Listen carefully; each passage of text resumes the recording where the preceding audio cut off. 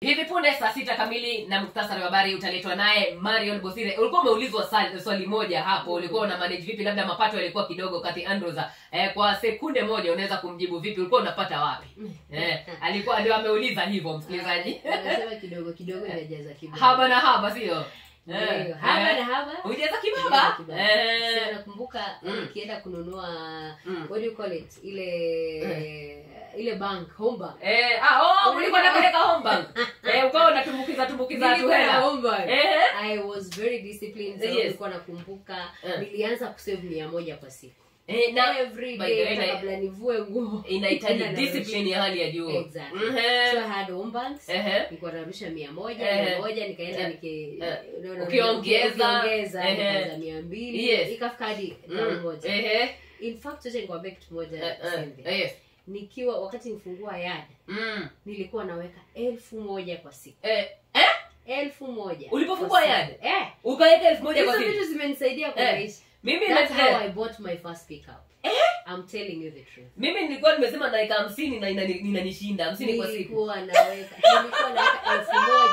1000 nikijua. Unaona? Nikikumbuka sina omena. Nachukua hiyo 50. Mimi nilikuwa narusha 1000 kwa siku.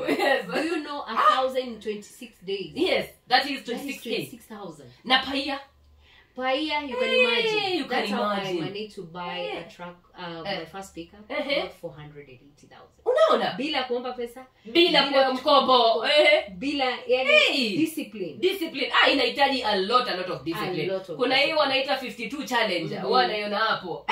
Watu wanakuambia first week 1000. There's no money. That's what I keep telling people. There's no money. Na unaweza kufanya kitu kupitia hizo savings zako ambazo umejiwekea. Na discipline pia ya hali ya juu kabisa. Kati Andrews, naona muda umekamilika jamani. Ningependa tuendelee sana na haya mazungumzo, maana ni mazungumzo mazuri ya kujenga, lakini bila shaka wewe umekuwa resident. Guest, tutakualika tena. Tutakualika tena siku nyingine, lakini nataka kabla hujaondoka neno lako la mwisho kwa vijana wetu, kwa pia wazazi, kwa encourage na msikilizaji wetu pia kwa ujumla. Nimeona umepiga simu sana, lakini tutapatia nafasi siku nyingine pia ukiwa na nafasi. Sijui neno lako la mwisho ni gani? Naweza waambia wale wasikilizaji wangu, the past doesn't define you. Chochote chenye umepitia, your experiences, your mistakes and challenges do not define the person. The person's future potential or what. So you can be whoever you want. Kweli? Whatever you've gone through, whatever you've seen. Wala familia yako haiwezi kukudefine. Hakuna kitu inafaa define.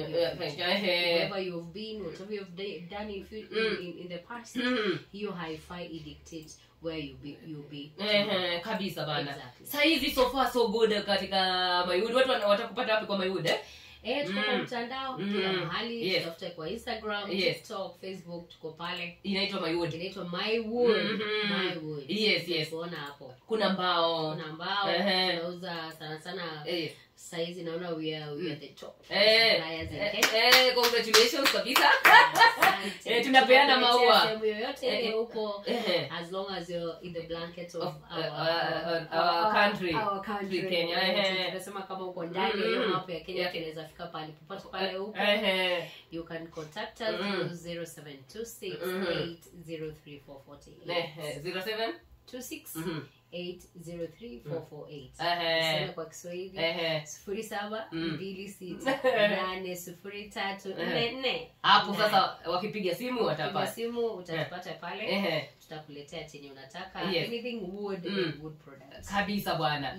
Asante sana Kati Andrews kwa kufika ndani ya Radio Taifa. Na kila laheri na congratulations sana mama.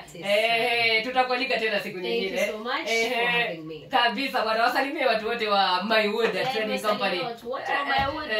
Nasalimia watu wote. Kusalimia mamangu akiwa pale Njoke Njiro. Anakutegea bila shaka. Thank you very much. God bless you too Kathy, asante sana. Hivi punde basi muktasari wa habari wa saa 6 naye Marion Bosire, lakini kabla ya hapo nataka niwapatie lunch.